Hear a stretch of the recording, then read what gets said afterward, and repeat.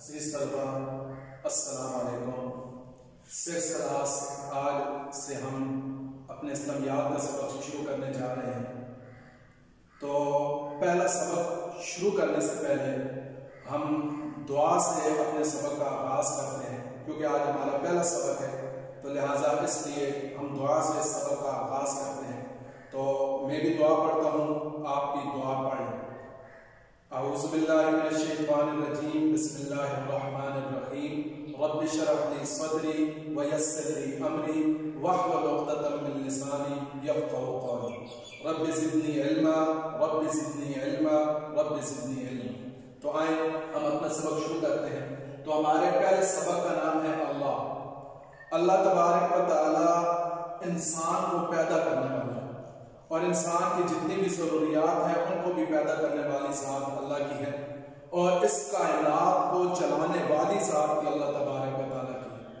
کائنات کے اندر جو کچھ ہو رہا ہے، سورج اگر صبح کے وقت آتا ہے تو اللہ کے حکم سے آتا ہے، رات آتی ہے تو اللہ کے حکم سے آتی ہے، دن نکلتا ہے تو اللہ کے حکم سے نکلتا ہے، سبزیاں اگتی ہیں تو اللہ کے حکم سے اگتی ہیں۔ تو کائنات کے اندر جو کچھ ہو رہا ہے وہ سب کچھ کرنے والی ذات اللہ کی ہے، اور ایک مسلمان کا اللہ کی ذات پر ایمان ہے کہ اللہ کی ذات موجود ہے، یعنی اللہ کی موجود، اگر ہمیں اللہ تبارک و تعالیٰ نظر نہیں آ رہا ہے لیکن اللہ تبارک و تعالیٰ کی ذات موجود ہے۔ کائنات کے اندر یہ جتنی بھی چیزیں ہیں گویا یہ علامات ہیں اللہ کی ذات کے لیے۔ جس طرح آپ سڑک کے اوپر نشانات لگے دیکھتے ہیں کہ وہ اس بات کو ظاہر کر رہے ہوتے ہیں کہ آگے چڑھائی آ رہی ہے یا آگے جو ہے کوئی پل آ رہا ہے، تو ہمیں نظر نہیں آ رہا ہوتا لیکن اس سے پہلے ایک علامت موجود ہوتی ہے جس سے پتہ چل جاتا ہے کہ یہ چیز آگے آ رہی ہے۔ تو اس طرح کائنات کے اندر بھی یہ جو چیزیں ہیں یہ اللہ کے لیے علامت کے طور پر ہے کہ یہ اس بات کو ظاہر کر رہی ہیں کہ اللہ کی ذات موجود ہے۔ تو اب اللہ کے بہت سارے، ایک تو ہے اللہ کا ذاتی نام اللہ، اور اللہ تبارک و تعالیٰ کے بہت سارے صفاتی نام ہیں۔ دنیا کے اندر انسان اگر کسی سے محبت کرتا ہے تو اس کو مختلف ناموں سے پکارتا ہے۔ تو ایک مسلمان، ایک انسان بھی اللہ تبارک و تعالیٰ سے محبت کرتا ہے، تو اللہ تبارک و تعالیٰ نے بھی اپنے مختلف نام جو صفاتی نام کہلاتے ہیں وہ رکھے ہیں، جن کے ذریعے سے انسان اللہ تبارک و تعالیٰ کو پکار سکتا ہے، اور ان کو صفاتی نام کہا جاتا ہے۔ اچھا، صفاتی ناموں کی فضیلت کیا ہے؟ تو حضرت ابو ہریرہ رضی اللہ تعالیٰ عنہ سے روایت ہے، وہ فرماتے ہیں کہ اللہ تبارک و تعالیٰ کے 99 صفاتی نام ہیں، جو ان کو یاد کرے گا وہ جنت میں داخل ہوگا۔ اب انہی ناموں کو اسماء الحسنی بھی کہا جاتا ہے۔ قرآن کے اندر فرمایا وَلِلَّهِ الْأَسْمَاءُ الْحُسْنَى، کہ یہ اللہ کے نام ہیں، یہ صفاتی جو نام ہیں یہ اللہ کے نام ہیں، ان کے ذریعے سے انسان اللہ کو پکار سکتا ہے۔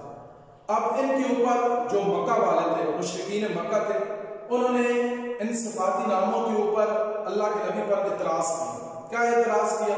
انہوں نے کہا کہ محمد صلی اللہ علیہ وسلم ہمیں تو کہتے ہیں کہ اللہ ایک ہے، اس کی عبادت کرو، تم جو ہزاروں بتوں کو پوجتے ہو یہ ٹھیک نہیں ہے، اور خود وہ کہتے ہیں کہ رحمان بھی ہے، رحیم بھی ہے، قادر بھی ہے۔